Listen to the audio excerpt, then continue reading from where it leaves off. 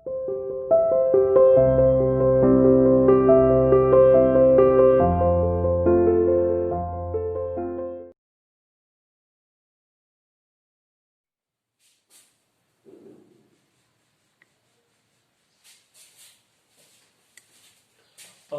बच्चों, कल हम पढ़ रहे थे फिगर्स ऑफ स्पीच। इनको अभी आगे बढ़ाते हैं। हमारा पार्ट 2 है, तो लगभग 5 हमने कल किए। So now here are 4। There are many but you need not them.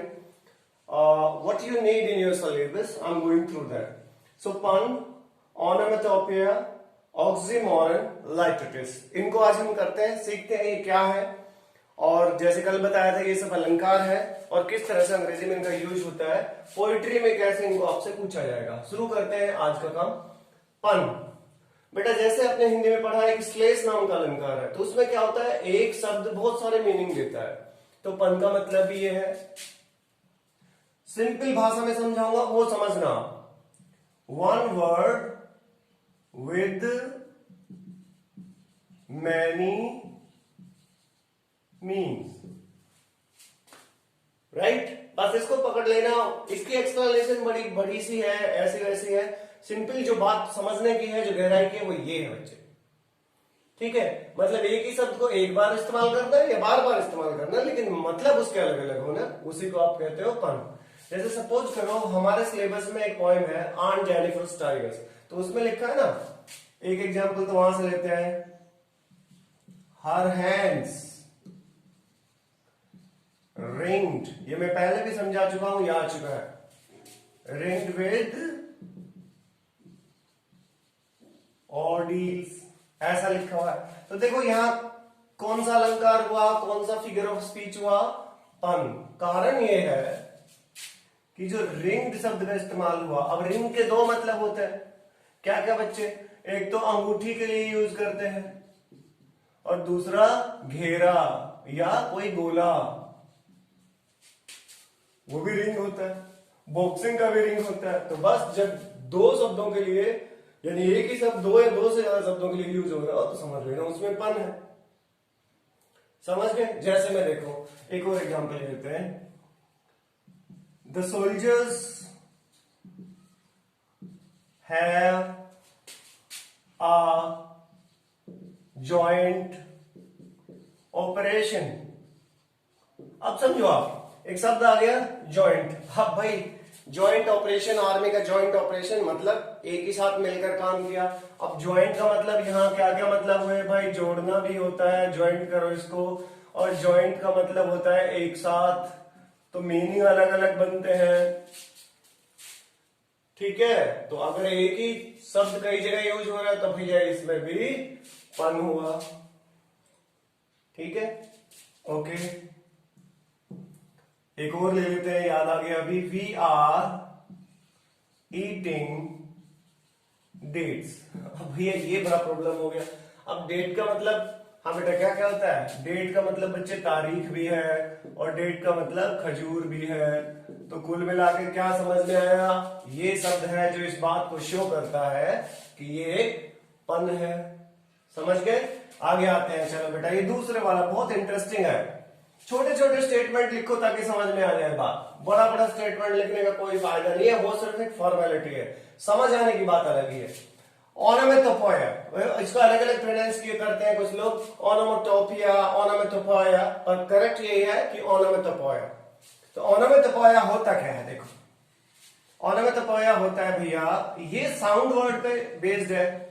सीधी भाषा में साउंड वर्ड्स। साउंड वर्ड्स का मतलब, जैसे भाई फोन का क्या साउंड है, हाँ जी, ट्रिंग ट्रिंग, यही आएगा।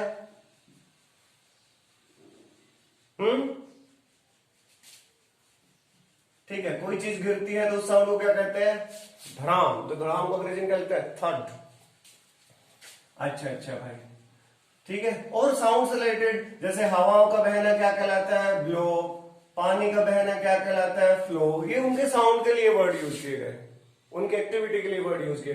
तो साउंड वर्ड जो हो और लिख लेते हैं। जैसे शेर दहाड़ता है तो उसको क्या बोलते हैं बच्चे, रोर। ठीक है। कैट के लिए क्या लिख लेते हैं हम, म्यू। कोयल के लिए क्या लिख देते हैं हम, कू। तो ये सब वर्ड है जो साउंड को प्रेजेंट करते हैं। तो इन साउंड वर्ड्स को क्या बोलते हैं, ऑनोमेटोपोइया। ठीक है, अब देखो, अब मैं लिख रहा हूं कुछ एग्जाम्पल। पहला, ही स्प्लैश द वाटर। बताना कौन सा वर्ड है जो साउंड वर्ड है, स्प्लैश। हिंदी में बोले तो स्प्लैश का मतलब क्या होता है बच्चे, जैसे कहते हैं छपाक, लिखने की कोई जरूरत नहीं है, छपाक। अच्छा, आगे लेते हैं कोई एक आध और एग्जाम्पल लेते हैं। आप समझ तो गए हो कि आप ये साउंड वर्ड है, ठीक है, तो इनमें से कोई भी यूज कर सकते हो।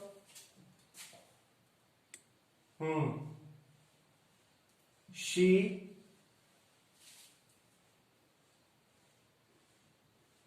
could, इसको छोड़ते हैं, कोई और लेते हैं। See throw the book with a third. अब भैया ये पकड़ लिया हमने, भाई साहब ये तो साउंड वर्ड है, तो ये कौन सा अलंकार हुआ, ऑनोमेटोपोइया। ठीक है, तो साउंड वाले वर्ड जहां भी यूज हो समझ लो ये ऑनोमेटोपोइया। ट्रिंग ट्रिंग, थर्ड, ब्लो, फ्लो, रोर वगैरह वगैरह वगैरह। ठीक है, अगला है बेटा ऑक्सीमोरॉन। ये ऑक्सीमोरॉन क्या है, अब इसको पहले हिंदी में समझिएगा एक बार। ऑक्सीमोरॉन का मतलब होता है कि दो शब्द हैं और एक ही साथ यूज हुए हैं, ऑलमोस्ट एक ही साथ इनको यूज करते हैं। ऑलमोस्ट क्या, आप अपने ऑलमोस्ट मैं बोलूंगा तो आप कंफ्यूज हो जाएंगे। आप समझो एक ही साथ दो वर्ड यूज होते हैं तो दोनों एक दूसरे के कॉन्ट्राडिक्टरी हैं। कॉन्ट्राडिक्टरी का मतलब दोनों एक दूसरे के अपोजिट हैं। सपोज करो मैं कहीं ये भी लिख दूं, ये लिखता हूं, कहीं मैंने लिख दिया कोल्ड और उसी के साथ मैंने लिख दिया वार्म, तो ये दोनों अपोजिट है। तो ऑक्सीमोरन यही होता है कि किसी एक स्टेटमेंट में दो शब्द इस्तेमाल हुए जो दोनों एक दूसरे के ऑपोजिट है। देखो,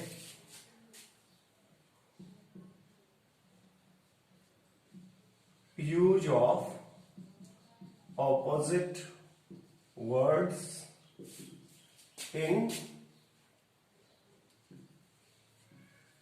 रेगुलर वे या इन कॉन्टिन्यूअस वे। अब देखो, जैसे दो एग्जांपल ले लेते हैं सभी के। ऑक्सीमोरन यानी कि ऑपोजिट वर्ड को यूज करना एक दूसरे की जगह। चलो जी, अब पहला हमने ले लिया कि भाई he is a reputed villain. अब देखो, रेप्यूटेड भी है और विलन भी है, मतलब डाकू है और इज्जतदार है। भाई ये दोनों चीजें बिल्कुल अलग है, तो ऐसे आप पहचान सकते हो। दूसरा उसने बोला आई एम रेगुलरली या कॉन्टिन्यूअसली इररेगुलर टू स्कूल। अब भाई इसको पढ़ के देखो, आई एम रेगुलरली इरेगुलर, मतलब मैं लगातार स्कूल नहीं जा रहा हूं। I am regularly irregular to school. अब ये देखो, दोनों शब्द एक दूसरे के कॉन्ट्राडिक्टरी है, तो जब भी ऐसी चीजें लिखी जाए तो समझ लेना ये ऑक्सीमोरॉन है। ठीक है, जैसे रेप्यूटेड विलन है, रेगुलरली इरेगुलर है। इसको थोड़ा नीचे लिखता हूं, एक आध एग्जाम्पल और देते हैं। ठीक है, this is quite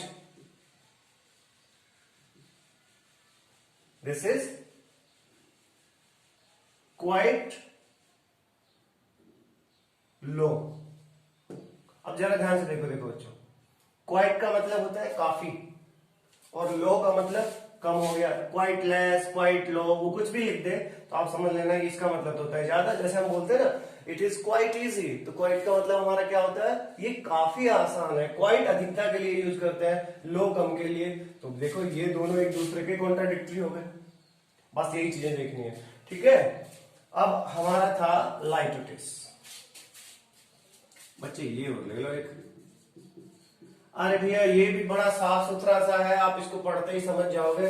लाइटोटिस होता है कि आपका स्टेटमेंट तो नेगेटिव है, बट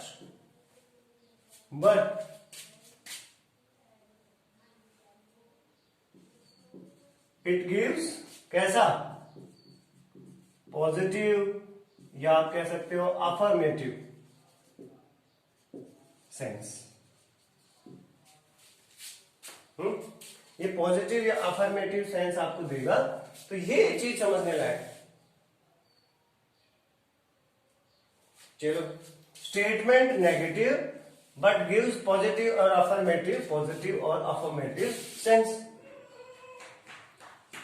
चलो अब इसको आगे समझते हैं कि कैसे ये पॉजिटिव और नेगेटिव स्टेटमेंट होता है और कैसे पॉजिटिव बना ले। देखो उसका फीलिंग पॉजिटिव कैसे आता है। कोई आदमी आपसे ये कह रहा है कि यू आर नॉट वेरी अगली, इसका मतलब कि आप स्मार्ट हैं, लेकिन उसने बोला negative, you are not very ugly, it means you are smart. He is not so weak, it means he is so brave. देखो ये ही सो स्ट्रॉन्ग, एक स्टेटमेंट आया, you are not a villain, यानी villain जिसको बोलते हैं डाकू, you are not a villain. Statement negative है लेकिन इसमें पॉजिटिविटी है। क्या है पॉजिटिव है, तुम कोई विलेन थोड़ी ना हो, इसका मतलब तुम एक अच्छे इंसान हो। दूसरा उसने ऐसे बोल दिया, ही इज नॉट सो वीक, मतलब भैया हाँ जी, जैसे इसमें इसने क्या कहा कि वो गुड मैन है, इसने कहा ही इज नॉट सो वीक, इसका मतलब वो क्या कह रहा है कि वो बहुत हेल्थी स्ट्रॉन्ग है। तो भैया स्टेटमेंट का नेगेटिव होना लेकिन उसका फीलिंग पॉजिटिव निकलना, इस तरह के अलंकारों को लाइटोटिस कहा जाता है। कितने भी लिखते जाइएगा, बहुत सारे मिल जाएंगे। आप किसी भी नेगेटिव स्टेटमेंट को लिखो जिसमें पॉजिटिविटी हो। देखो यू आर नॉट कॉवर्ड, ये लिखते भाई। कॉवर्ड किसको बोलते हैं, डरपोक को।